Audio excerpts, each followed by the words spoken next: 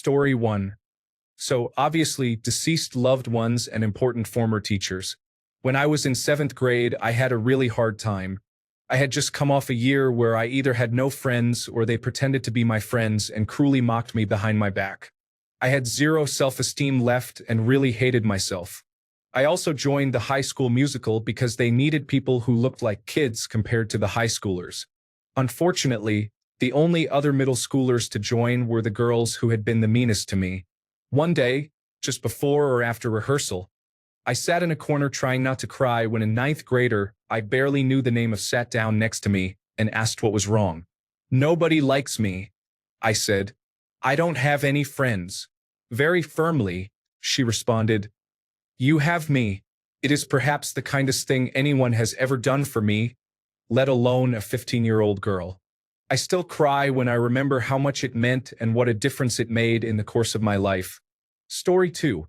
A manager noticed that I was being bullied and moved me into her team. She asked for me personally and restored my self-worth and confidence. I can honestly say that she intervened and saved my life. At that time, I wasn't in a position to quit or find a new job. I am grateful for her. She left the company soon after, but I will never forget her. Story 3. I met a lady on an old-style bulletin board system in 1998. She was smart, sensitive, and funny. We were both going through a divorce and we bonded. We met in person once for a couple of hours. Life, distance, and my insecurities got in the way, and I never saw her again. I still have her phone number. Nori, if you're out there, I still love you. Story 4. My brother passed away almost 3 years ago due to cancer. I witnessed his final moments and was alone with him. It is still an image I cannot forget. Story 5. My fiancé Arthur died of cancer at 37 years old. That was 24 years ago, and I think of him every day. Story 6. Asha. A month between our birthdays, we shared similar experiences as children and as adults. We faced the same issues while trying to overcome those experiences and dealt with similar feelings of despair. She succeeded in taking her life. In previous attempts, she would call me, and I would go get her and bring her to my place. The final time, she did not reach out. She was such a bright light and had actually experienced a period of sobriety. We both attended university together. Riding in the yellow car, singing at the top of our lungs on the way to class, were some of my fondest memories. It was her anniversary on April 8th, and 7 years later, I still miss her so much. Rest in eternal peace, Asha. Story 7. When I was young, I was identified as a troubled child, and the school recommended that my mother enroll me in a mentorship program where I would be mentored by an older couple, Janet and Gerald. I remember my mother asking me about it and saying they wanted to meet me. That first meeting was very awkward, but we got along, so it was decided that I would spend a few hours with them every Thursday after school. There were larger events with the other children and mentors sometimes, and they would also spend time with me outside of our usual Thursday visits. They taught me so much about the world and invited me into their family, introducing me to everyone and even inviting me to family dinners with their extended family. As I grew older, we didn't spend as much time together, but they attended every single sporting event, even when my own family wasn't there. They would take me out for my birthday too. Then Gerald got cancer. He went through treatment and slowly got better. They were very excited when my next birthday came and took me out to a nice meal where they told me Gerald was officially cancer-free. I remember how thrilled he was to be able to mow his lawn again.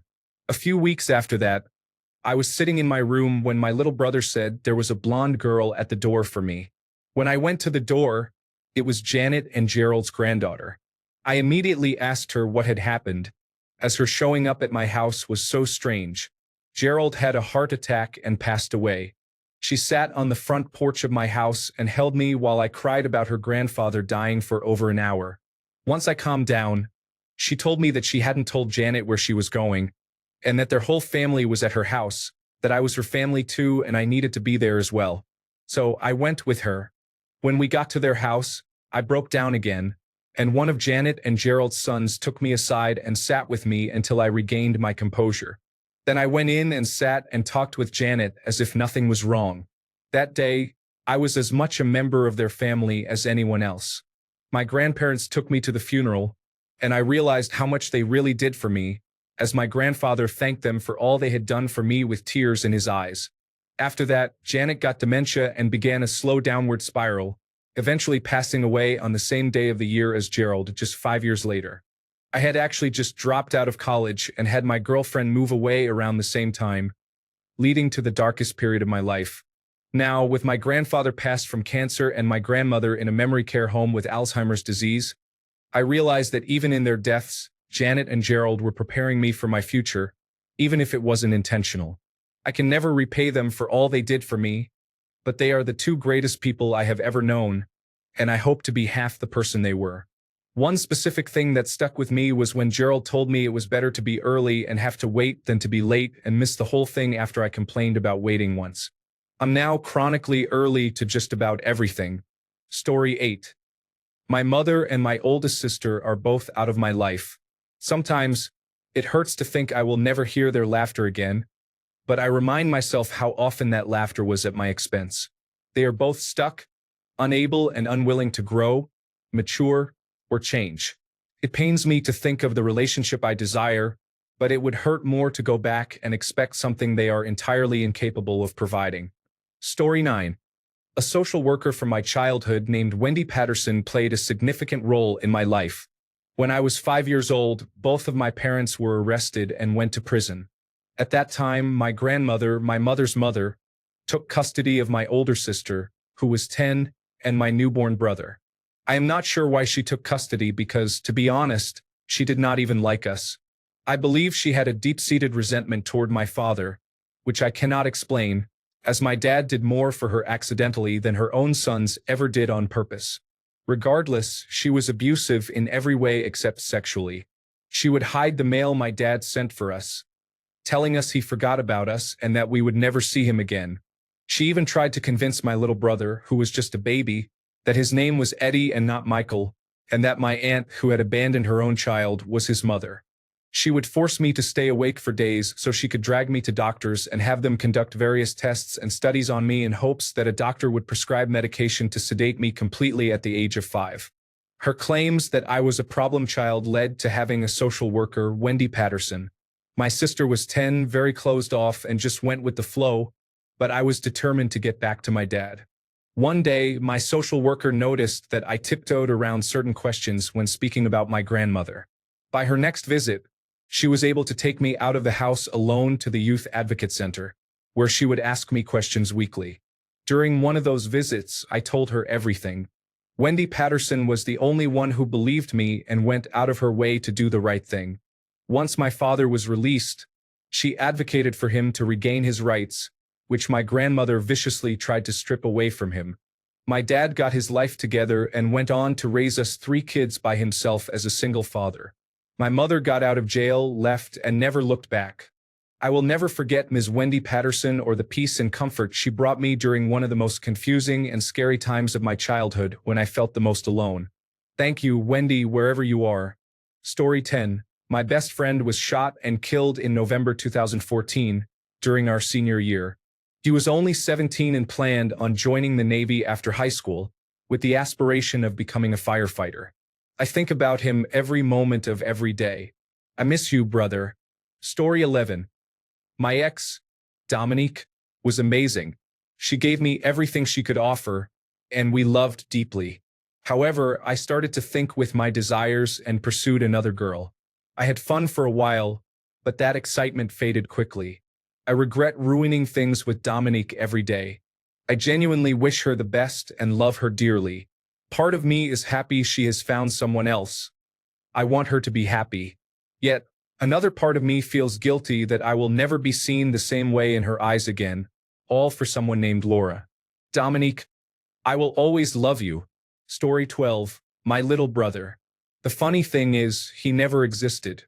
On November 28, 2022, I dreamt it was his 12th birthday. He blew out his candles and gave me the biggest, toothiest grin. He looked just like my older brother and our dad, but had my mother's eyes and teeth. Later that day, I asked my mom when she had her first miscarriage after having me. My boss and I did the math, and my little brother would have been born in late November or early December 2010. 3 years later, I still believe he was coming to tell me he is okay, wherever he is. Story 13. Paul was a summer fling who taught me a lot about how I should see myself. We were not in love and we were not friends with benefits. Maybe it was a situationship. Thanks, Paul. Story 14. My first boyfriend loved me deeply and was my best friend for a long time. I lost my virginity to him, and I still dream about him from time to time. I still have him on social media, and seeing him happy is wonderful. Story 15. When I was very young, my parents had friends with whom we vacationed frequently. The wife was a vibrant personality. She was very slender and chain-smoked cigarettes that she kept in a small pouch, which I found glamorous. She carried a mug of coffee everywhere she went and wore beautiful clothes, often reminiscent of Audrey Hepburn's style, including skirts and button-up shirts. She loved her jewelry and had an abundance of makeup, perfumes, powders, and lotions that she allowed me to play with. She was spirited and often argued with her husband about trivial matters until he finally gave in. She was truly a unique character and always treated me kindly. Although she passed away several years ago, I still remember her fondly. She was one of a kind. Story 16. I had a best friend since 7th grade with whom I was friends for almost 25 years, but I haven't spoken to him in the past 3 years. We had differences in political and religious opinions, which exacerbated the underlying tension between us that had been building for a long time. He often tried to one-up me and would change his personality to impress whichever girl he was obsessed with at the time. I believe he may have had narcissistic personality disorder. We are no longer friends, and I don't hold him in high regard now, but I will always fondly remember some of the memories we shared. Story 17. I have had a good number of chefs I've worked for, and they have impacted me. Chris wasn't a screamer. If you messed up, he just told you to do it again. One day, he had me take some smoked duck breasts from the rare temperature to medium in the oven, then chill them, then slice them down and put them into a duck noodle salad for an appetizer that night. It was a busy Friday night, and we knew if we ran a cold Asian noodle salad with smoked duck, we would have a winning dish. I forgot the timer. Chris brought the 5 now charcoal briquettes over to my station where I was head down, working furiously at my prep list before service. I looked at him, and before I could even say I was sorry, he told me, "Have more respect for an animal that died, so you can pay your bills." It left a mark on me so deep that right now I am tearing up and have a lump in my throat because it shifted my whole view on food and respect. I have, of course, made mistakes since then, but I have a profound respect for all food, knowing that it was once a living thing that died not only so I can pay my bills, but so I may live.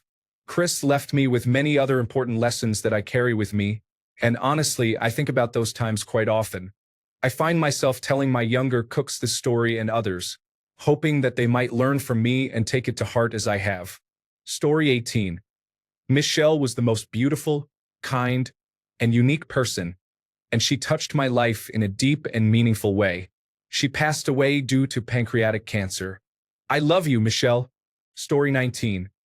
An old boyfriend, actually a separated married man whom I dated for 3 years, had a wife who guilt him daily because of their 8-year-old child. When we ended things, I told him to look me up in 20 years. It has been 19 years, and I am still waiting. Story 20. A kid from Texas that I used to play Modern Warfare 2 online with. The only gamer friend I've ever had. I miss you, Travis. I still use our gamertag, hoping to come across you in the wild. Live well for life. Story 21. My old college professor noticed that I was struggling. At one point, I didn't have food to eat, so I decided to clean houses instead of going to class. One day, he requested to speak with me after class. He asked me what was going on, and I broke down. I told him that I was so poor that sometimes I didn't even have food. He helped me immensely and even offered to lend me money. That man was remarkable. He fought hard for me. I ended up passing his class and graduating thanks to his support. Story 22. My best friend's dad was more of a father figure to me than my dad ever was. He helped me when I was an abused child. He was an old Vietnam War veteran who helped bring me back to reality when I returned from Afghanistan. He was the greatest man I ever knew, with the kindest heart. He never expressed anger and always had wise words when you needed them most. Here's to you, Riley. I love you, man. Story 23. Absolutely no one has ever been kind to me or there for me like the people described here. You are so lucky for your loving relationships and the kindness shown to you by strangers. Story 24. My college roommate and I shared a room for 4 years and were often mistaken for a couple. We spent holidays with each other's families and experienced intense challenges together. Story 25. My art history and rendering adjunct professor from community college truly believed in me and set me on a path that has led to significant creative joy. Story 26. My ex-best friend suddenly told me that her out-of-state boyfriend, who is a drug addict, didn't want us to hang out anymore. Story 27.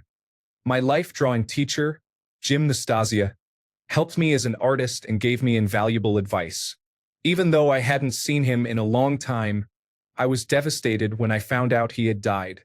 I always hoped to reconnect. Story 28. Phil was from New Bedford, Massachusetts, an ex-Marine who moved down south with his family. I experienced homelessness in 7th grade and then again in 10th grade, and he let me stay with him and his family on both occasions. He was a mentor, and without him, I would have been a completely different person for sure. He and his family moved to Connecticut 10 years ago, and shortly after, he was hit by a drunk driver and fell into a coma from which he never woke up. Rest in peace. Story 29. I lost my mom during the COVID-19 pandemic, shortly after she received the Johnson & Johnson vaccine. She developed a blood clot in her lungs. After they removed her from the ventilator, she passed away. Felt like a piece of me went with her, and I miss her every day. There is no one else in the world you can talk to like your mom. Cherish the time you have with your family. I know it's not always good times, but time is precious and goes by quickly. Story 30. The early pandemic unfortunately dissolved some friendships for us. My wife is severely asthmatic, and we made some tough choices that one of my very best friends did not agree with, turning it into something much more significant. I was in a situation where I did not have to explain myself, but he took it personally and could not understand why I could not be there for him physically. Over 2 decades of friendship, neither of us cared about each other's political views. In time, he constantly brought up controversial issues. Additionally, I am married, and he is not. He simply did not understand that my family comes first. To this day, I still do not understand how it escalated to the point where he cut me off, but that is how life goes. He was a great guy and I had a wonderful friendship with him. I can only imagine his views on things today. Story 31. A dear friend I met through fandom. We were very close and visited each other, but our relationship became codependent and toxic, mostly due to my actions. I feel terrible for how I treated her and took advantage of her, but I don't reach out because I respect her decision to not speak to me. I wouldn't want to talk to me either. That being said, her friendship meant a lot to me, and I will cherish the memories of what we had before I ruined it. Story 32. My cousin and I were like brothers while growing up. However, as I grew older and struggled with mental illness, we drifted apart. Story 33. Definitely my father because we share the same first name. I am a junior with the same name as my grandfather. He was just a kid. Rest in peace, Dad. He is presumed to be a murder victim and has been missing since 2015 in Nayarit, Mexico. Story 34. All of them, at least all of the ones I was with for the long term, are significant. There are several women I encountered along the way, some briefly, that I will always remember. We may have only had a brief encounter, spent a little time together, or been friends, but I will always cherish those memories. Most people in my life have been significant at one point or another, but those involved in long-term relationships are particularly memorable. I have had 4 or 5 major relationships, each one remarkable in its own way. One, in particular, stands out as the most influential. It was the greatest relationship but ended poorly. I suppose that's just how it goes. You can't experience the high without the low. An epic ending often accompanies an epic relationship. I'm not sure it's necessary to mention names, and I'd prefer not to. However, She would know who she is simply by me mentioning road trip therapy. Story 35. My ex-boyfriend Daniel taught me what it means to love with your whole heart and how easily someone can destroy you repeatedly over time. I loved him with everything I had, and he completely ruined me when he cheated on me and systematically gaslit me for months, driving me to despair. I will never forget how he pushed me to that point and then abandoned me after so much abuse. I hope he gets the life he deserves. Story 36. My first boss when I was 16. I didn't grow up with a father around, and this man looked out for me like one. He immediately fired an adult employee who made inappropriate advances towards me and was patient and understanding when my home life was difficult and I was not a reliable employee. Story 37. Old Man Lou was an old friend of the owner of the company where I worked. He worked part-time doing filing and similar tasks. He was always there when I arrived at work, spending the morning singing old-time songs and chatting with employees. Shortly before he passed away, he went around to everyone at work and took pictures of us at our desks. He said he wanted to be buried with our pictures. I would always reassure him that he would be with us for a long time, but he knew otherwise. He passed away a few months later from congestive heart failure. After his passing, I had a couple of dreams about him. In one, he was back in the office, filing papers like he used to and singing. I felt frustrated with my boss for not being truthful about Lou. I miss him a lot. Story 38. Her name was Stella. She was a nurse in Vietnam and she loved her Bud Light and Jägermeister. She had the greatest laugh and a funny sense of humor. I adored her. Story 39. Not counting deceased loved ones, I made a friend on the site IMVU as a kid. He introduced me to many cool bands and was an all-around great person. One day he stopped logging on, and I have no idea what happened to him. If you're out there, Jared, I hope you're living a good life. Story 40. The first woman my dad was with after my mom divorced him was the kindest, sweetest woman I have ever known. She was genuinely interested in me and wanted to spend time with me without my dad even being there. She was like a second mom and did everything I felt I needed at such a young age. They broke up a long time ago, and I miss her terribly, but I will never forget her warmth and kindness. She made a sad divorce not so sad after all. Story 41. My mom and dad. It has only been 5 years since my mom died, so she is permanently etched in my memory. However, it will soon be 20 years since my dad died on Tuesday, and it gets harder to remember details about him, such as the sound of his laugh or the specific color of his eyes. Despite this, I now know that I can never forget him. I see him in the shape of my face and in the intricacies of my personality. I see him in my nieces and nephew who never had the chance to meet him. Story 42. My best friend Dania was the best friend I have ever had. We were so different. She was beautiful and popular, while I felt like a nobody.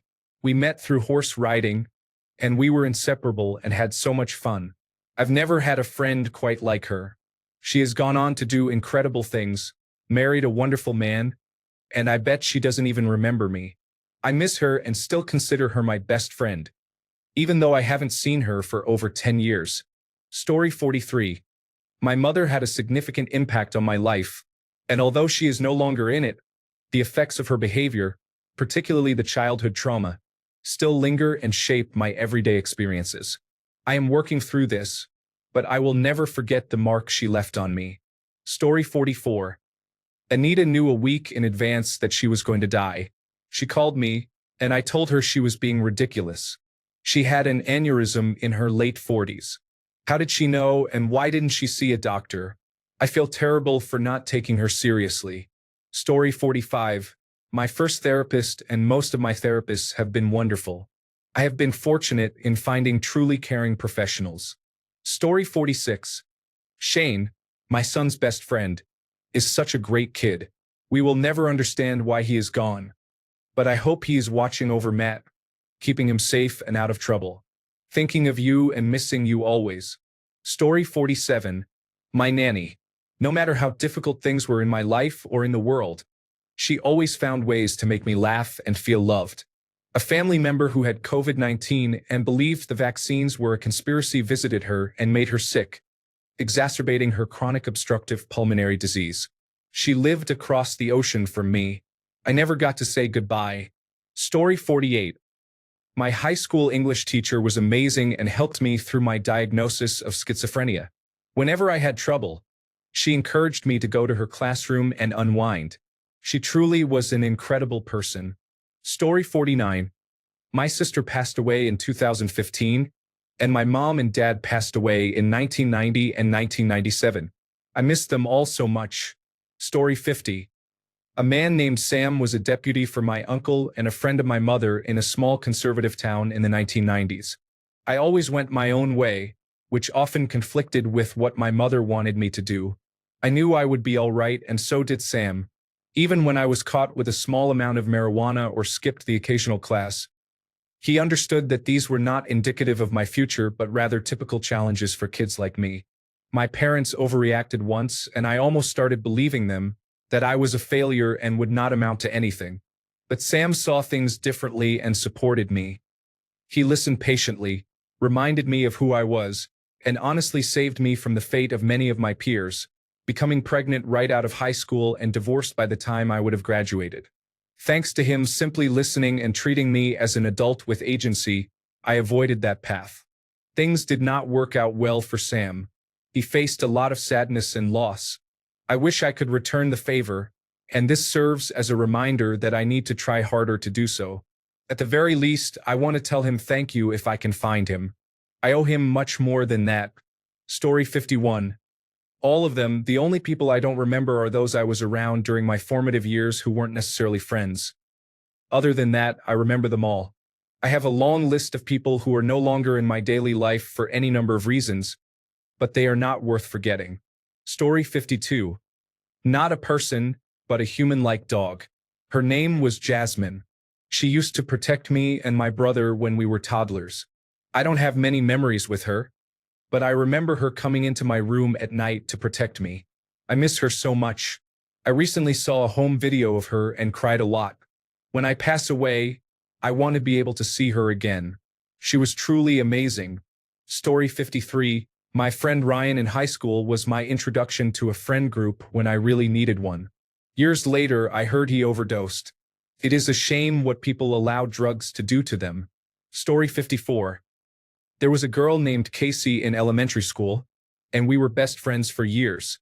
Her family moved to the next state south due to some unfortunate circumstances. I still think about her regularly and hope she is doing well. Story 55. We met at a wedding in Costa Rica and bonded immediately. However, she was already engaged and didn't want to jeopardize that, which I respected. When her fiancé showed up only for the wedding day, he went to bed early, and she went up to say goodnight. When she returned for the party, she found me and asked me to be her dance partner for the night. We spent most of the week together, as he wasn't there for the first 5 days. For every planned activity, we partnered up to talk and be near each other.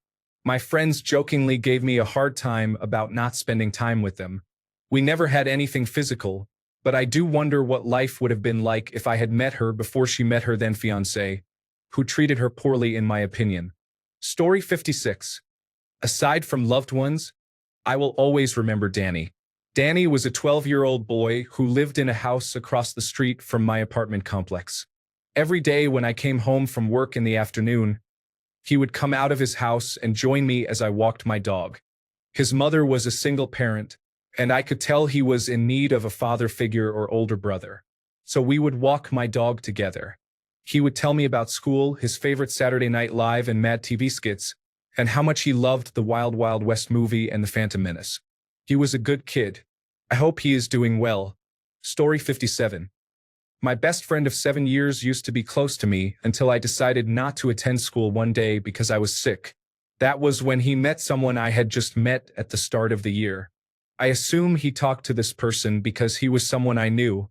Gradually, he began talking to this new friend more and more and eventually drifted away from me, leaving both of us behind. Story 58. My best friend's dad passed away 4 years ago in a motorcycle accident, but he had a huge impact on me and the whole community. Half our grade attended the funeral. A couple of days before he passed, he was driving me home, and we had a conversation about my mom's new car, which was a British car that he disliked. We were laughing and having a good time. He was like a second dad to almost everyone in the group. One friend had a completely absent father, so for the daddy-daughter dance, he took her along with his own daughter. He cared deeply about all of us. And even though my friends and I haven't talked in a while, I still can't believe he's gone forever. Story 59. When I was in 8th grade, my mom became seriously ill very quickly and was in a coma for 3 months, leading to a 6-month hospital stay. One day, a girl from my school stopped me in the hallway and asked to pray for my mom with me. My math teacher never asked me any questions but would sometimes bring dinner for my dad and me.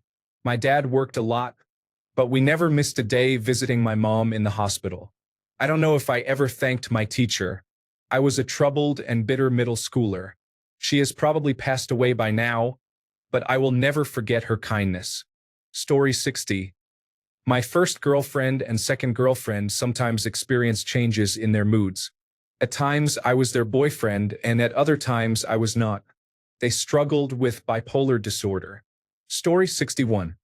It seems a bit unfair to only name one person, as every experience shapes us in different ways, even if we don't understand the significance of each one. Recently, I have been reflecting on my former best friend. To be honest, I am unsure what to call her since we spent so little time in each other's lives and were not good for each other unintentionally. Calling her a best friend feels like a stretch.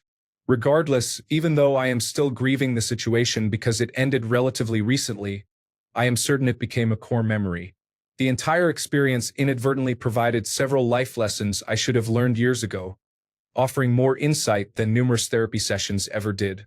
So, despite us bringing out the worst in each other and my feelings of disdain for her, especially regarding how she ended things, I will try to look back on that time with appreciation. Story 62. My mom is the kindest soul on the planet. I appreciate my dad for doing his best in a world that didn't understand him. I also love my dogs. Story 63. My 6th grade teacher read my essay aloud in front of the class for them to laugh at me. She does this with every essay she deems unsatisfactory. This experience initiated a cascade of self-esteem issues that followed me into adulthood and fueled my disdain for an education system that forces students into a mold. I wish her no well. Story 64. My mom was vivacious, the life of the party, an excellent problem solver, an advocate, and a friend to all. She has been gone for 6 years, and I still think of her every day. Story 65. My great-grandmother was a significant presence in my life until I was 23. My mom and I often discuss the cherished memories we share of her. Story 66. My hiking buddy nearly put us in danger several times over the years, but if there is a heaven up there, he will be in a prime spot. Story 67. My cousin's ex-girlfriend was like a sister to me, and my family is passionate about the idea that family is everything. I felt bad about spending time with her after the difficult breakup because of how my family feels, but we were so close that it was tough, and I still miss her a lot. Story 68. A friend who was only a part of my life for a short time, but I would sell my soul if it meant he could be part of my life again. Story 69. The one person I will never forget is the only guy who ever truly showed he liked me. In most of my past relationships, I often felt taken advantage of, but he was different. His feelings were real.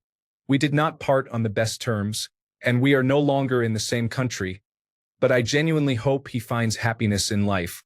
Story 70. For the first serious Dungeons & Dragons game I ever participated in, The Humble Scholar, it was a lot of fun with quite a few shenanigans and references I enjoyed. I had a great time, but they had to leave Discord for unknown reasons. They called me one of the most creative individuals they ever met. They were an amazing dungeon master. Story 71. Unfortunately, I have developed a strong crush on a man from the United States. He lives in San Francisco, and we were friends on PlayStation. We became friends on Facebook and talked almost every day. I developed such a strong crush on him that it was overwhelming. Then, out of nowhere, he stopped talking to me, and I fell into a deep depression. That was in September 2022. For a while, I couldn't watch Brooklyn Nine-Nine because one actor reminds me of him. That actor resembles him a bit. I also couldn't watch Bob's Burgers for a while because of a character's first name in the credits. His name is Benjamin.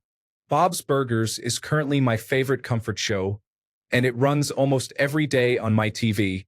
I even had trouble watching Monk for a while because it takes place in San Francisco. I still have feelings for that man, which frustrates me. I will never forget him, and he will likely always have a place in my heart. I immediately think of him when I hear San Francisco or read about it, and I am reminded of that actor in Brooklyn Nine-Nine and the name Benjamin. I don't currently watch Brooklyn Nine-Nine because I don't have access to Netflix, but I do want to watch Monk again. No, I am not a drug addict, nor have I ever been one. We simply had a friendship that meant a lot to me. He was funny, and we could talk for hours without getting tired of it. I still miss him. Story 72. My Nana was my best friend. I miss our talks and visits.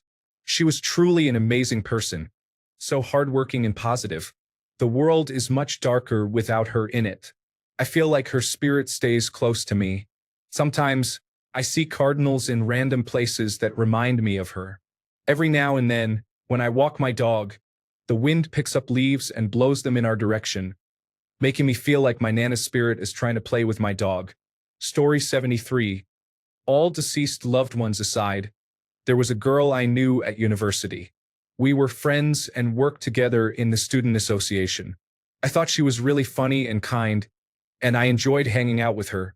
At one point, there was an issue with her role in the student association, and she was voted off. She stayed on for one more year and then just disappeared. She didn't want any contact with anyone. Friends stood in front of her student dorm banging on the door to see if she was all right, but she didn't want to talk to anyone, except for one girl she had known for a long time.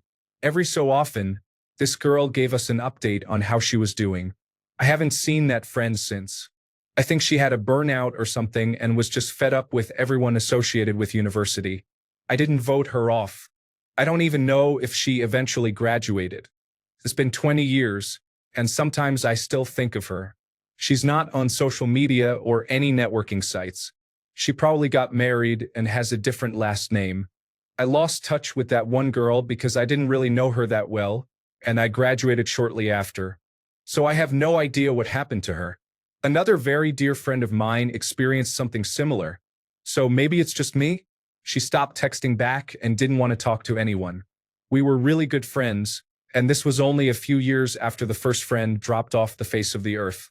This friend had a burnout followed by depression and lost her job. She didn't want any contact with any of us. After a while, she sporadically answered, and we actually hung out a few times, but eventually, she would disappear again. The last time I saw her was at the beginning of the pandemic when my anxiety spiked. She dropped off a really nice survival kit with self-care gifts. It was so thoughtful of her. Everyone told me to get over my anxiety, but she was the only one who took the time to make a box with gifts. I keep sending her birthday cards and Christmas cards, and sometimes I would get one back. But she stopped responding, and I think this year I will stop as well. I don't know if she likes receiving these cards or if she misses me or other friends. I always told her that I'm here for her when she's ready, but she is either still in a bad place or doesn't miss me as much as I miss her. Story 74. My father, grandmother, and grandfather. I lost them all within 3 years, and I will never forget them. My grandfather, in particular, was my biggest supporter. Story 75. Many people have come and gone in my life, but I'd like to focus on a brief yet meaningful friendship I had with a boy named Marshall. I didn't get to know him as well as I would have liked, but he lived in the neighborhood I had just moved to, and we became close friends. All of his friends lived in the town where his mother resided, while he stayed with his father in my neighborhood. My friend group welcomed him quickly, and we would hang out and spend time together in my garage. We turned legal drinking age around the same time and celebrated our birthdays together. At that time, he had a daughter who was 2 years old. He was on his way home from his daughter's second birthday celebration when the tragedy occurred. With his headphones on and looking down at his phone as he crossed the street, he did not see the drunk driver and was hit. He was pronounced dead upon arrival at the hospital. The driver wasn't going very fast but had just come off the highway. It was a freak accident, and reading about it in the paper was heartbreaking. I didn't attend the funeral due to personal issues at that time, and I regret it. Every time I pass by that neighborhood now, I think about him and the fun we had during that short time. While it's not as significant as losing a partner, sibling, or parent, it still holds its own weight. I hope his daughter and family are doing well. I'm not sure if his father moved. I never asked about his plans. I saw him one last time before the funeral, and he seemed like any grieving father might. He did thank me for being friends with Marshall, though I didn't fully understand the significance of that at the time. If there is any realm beyond our earthly existence, I hope you are doing okay, my friend. Story 76. My dad knew everything. He could answer every question. Now I struggle to find the right answers. Story 77. One of my college math professors had a significant impact on my education. I took many classes with him. He was not only knowledgeable about the subjects he taught, but he also explained everything clearly, helping me understand the material better than I could have on my own. I considered majoring in mathematics, and taking a few courses with him made my decision easy. During those years, I lived at home with my parents, as I could not afford to live away from home, and I was going through very rough times. He listened to my struggles and showed more patience and care than he needed to. Additionally, he was handsome and quite a few students had crushes on him. I saw him a few times after graduating but did not maintain contact otherwise. Years later, I was diagnosed with attention deficit hyperactivity disorder, and I wonder if he sensed something and adapted his approach to support me. He passed away about 4 years ago and was credited with various research contributions and for establishing the actuarial science program at the university. I like to think he helped many other students understand mathematics as well as I did. Ray, wherever you are, thank you for everything. Story 78. His name was Dan. COVID took him years before he should have left this mortal coil.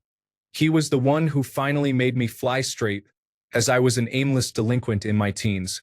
I spent so much time being lectured while sitting on his ottoman over the years. I doubt I would have made it or become a contributing member of society if it weren't for him.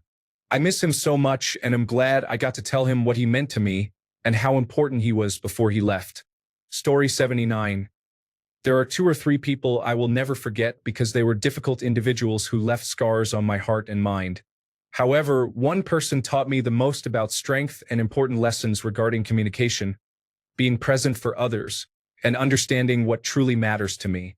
This experience helped me honor myself and never give my power away, and it was the hardest challenge I faced. Because of that, I will never show up in the same way as I did before, like breaking out of a cocoon as a phoenix instead of a butterfly. Story 80. Stefan was one of my closest friends and a part of my life for 10 years. He was creative, intelligent, lovable, full of integrity, authentic, humorous, profound, and empathetic. He was my safe place. He passed away in 2019, and I still miss him deeply. Story 81. My friend Angela used to read all my stories and share them with our classmates. She was my first fan, and I miss her. Story 82. This kid from elementary school, Kian, was a great friend. I have severe general anxiety disorder. As a child, I was afraid of everything. My elementary school hosted a haunted house, and I was too scared to go in. I sat alone on a bench, waiting for everyone else. Kian ran through the haunted house so he could sit on the bench and wait with me. I now realize that he was probably scared too. I really appreciated not being alone because sitting there by myself also frightened me. Thank you for that, Kian. Story 83. This girl, Nicolette. After my brother passed away when I was 12, I became addicted to Xanax for the next few years. I also began self-harming in an attempt to cope with my feelings and thoughts of suicide. But then one day, I met a woman who would go on to become the most influential person in my life and completely changed my perspective.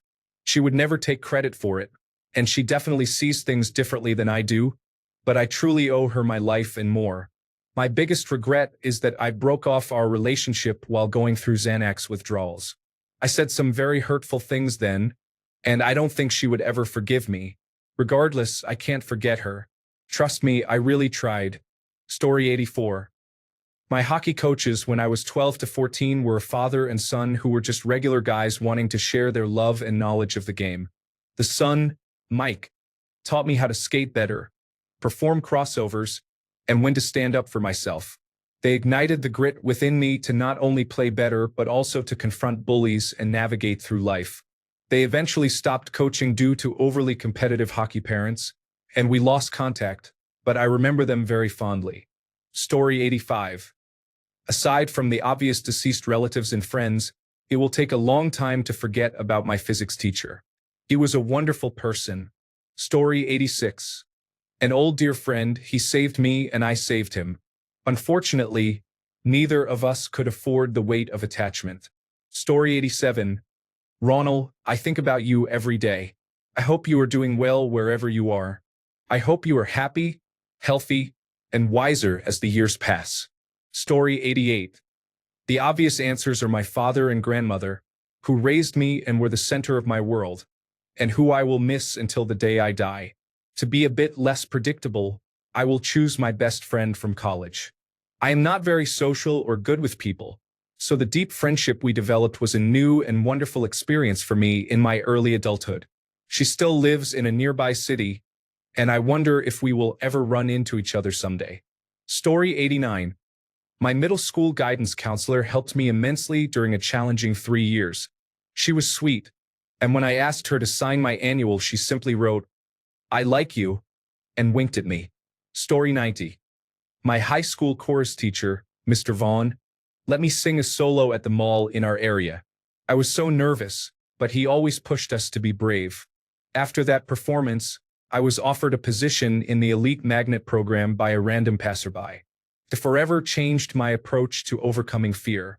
I also appreciated him telling me that I may not always get an immediate reaction or response, like the opportunity one had for stepping out and being brave, but I should still continue to do it. I didn't understand what he meant then, but I do now. Story 91. 10-year-old me at the skating rink, and this attractive 15-year-old asked me to dance during a girl's choice song. I never knew her name and never saw her again. I always wondered if she did it on a dare or took pity on me, but I have never forgotten that. It made me feel good for weeks. Story 92. My former best friend and neighbor apparently still dislikes me for something I did about 12 years ago when I was 16. Story 93. My ex-fiancé taught me what real love is and how to forgive. He was also my first true friend in adulthood. I believe that will always be worth remembering. Story 94. My ex's mother was an amazing, wise person who was easy to talk to and gave the best advice. I miss her so much and would give anything to be able to talk to her again, especially considering how things turned out with her daughter. I think about her often and miss her as if she were my own parent, even though I only knew her for 7 years. Thanks a bunch for sticking around till the end of the video. Remember to subscribe, and until next time, stay awesome and goodbye.